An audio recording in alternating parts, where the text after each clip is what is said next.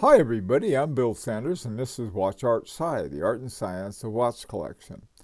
Today what I want to do is just explain, people keep asking me, how come I don't like silicone hairsprings in my watches?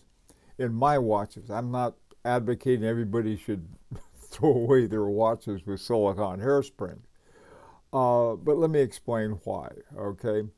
Most watches traditionally have been made of what are called transitional metals. On the periodic table of elements, there's a group called transitional metals. There are also metals called metalloids. This includes, or I don't know if you call them metals, but elements that are called metalloids. This includes silicon, arsenic's another one.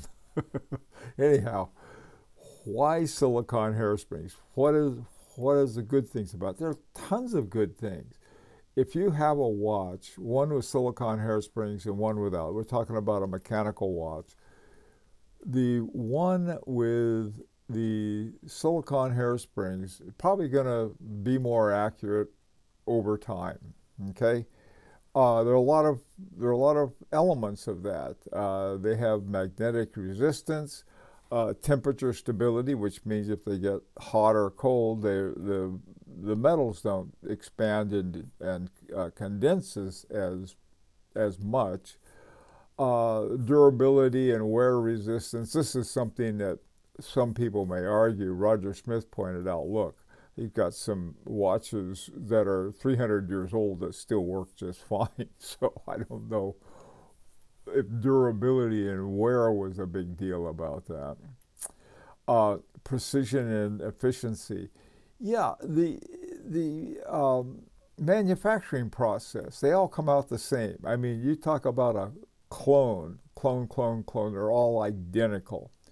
Uh, and so that's that's a very much a plus part. Lightweight, okay. I guess that's something. Corrosion resistance, of course. Everybody wants to resist corrosion. The question is, well, what's your problem? Referring to me, there's no problem. I just didn't when I started a watch collection, I didn't sign up for every kind of thing, trying to turn it into a new technology. I like the old technology for a lot of reasons, and let me explain why. First of all, let's take a look at hairspring production. One of the things that a lot of watchmakers, even guys like George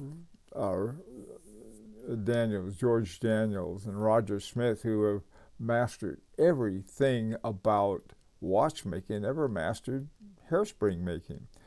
Making hairsprings is not easy.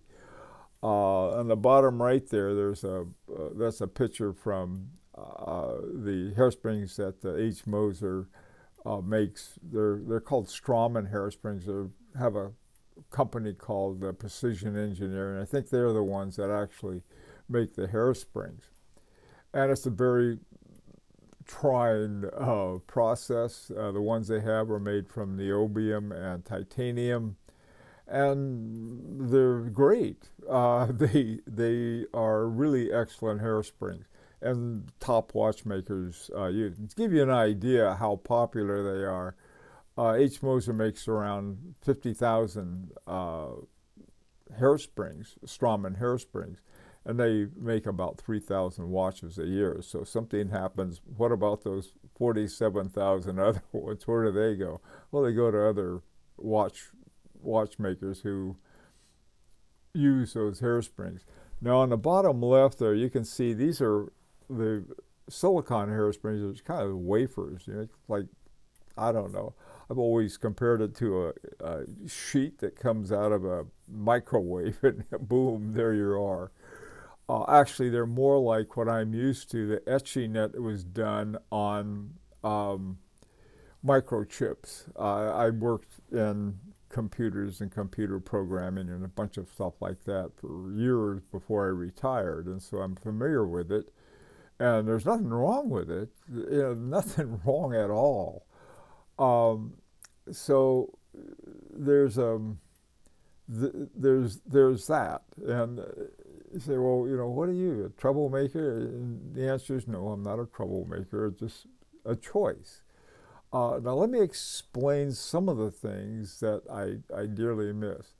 One of the things about mechanical watches that I enjoy are the regulators. And regulators are little devices that you can make adjustments to the hairspring. So if your watch is running too slowly, you adjust it one way to make it run a little faster, and if running too fast, you make another adjustment.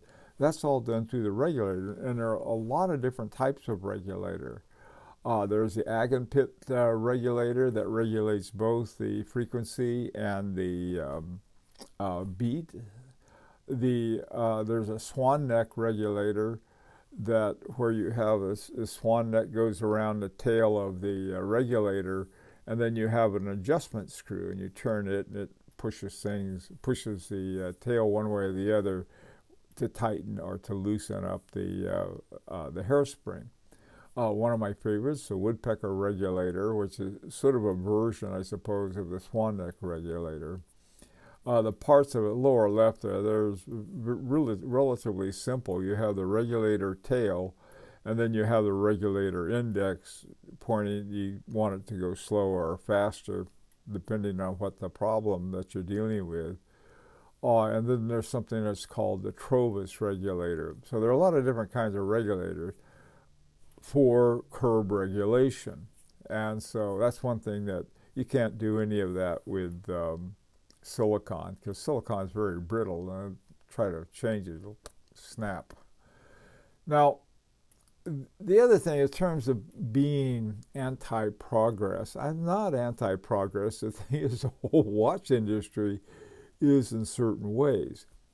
Back in they used to call it the quartz crisis, and this is when the Japanese developed quartz watches that were more accurate than anything that the Swiss had. And they still are, not just the Japanese, but anybody who develops a quartz movement is going to have more accuracy. There's something like, I don't know, some watch companies chase the frequency of a quartz. Quartz is something like 32,000 hertz. Okay, that kind of vibrations or that kind of swing, whereas a fast watch is 5 hertz. The ones I prefer are 2.5 hertz. So forget about catching quartz. You're not going to do it. Just get a quartz watch, and that's progress. So how come they went to mechanical watches then? How come they didn't use quartz?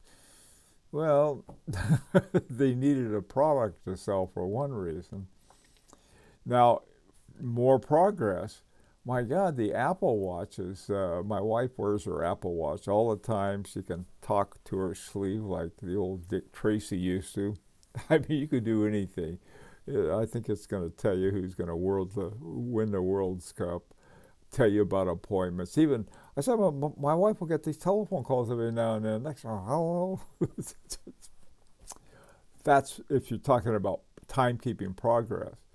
And one of the funny things is that most people who collect watches, like myself, they'll set their watch, their mechanical watch, to their iPhone or their computer. Both they're loaded with silicon. Now, the AHCI is your top independent watchmakers. These are your guys who are your real craftsmen. None of them were going to touch silicon. They just don't want it in their watches. I had asked some of them, and most of them just, Kari Voot and Lannon asked me is sort of like if I asked them, I said, if I said, do you use cheap parts or anything in your watches? The same look that he gave me would be the look I got when I asked him, I said, you ever consider using silicon hairspring? He's like, good God. There's no such thing. Roger Smith, he complains. He said, "Look," he said, "you're not. You have a craft, And you have watches 300 years old that are still working just fine. So what do you need silicon for?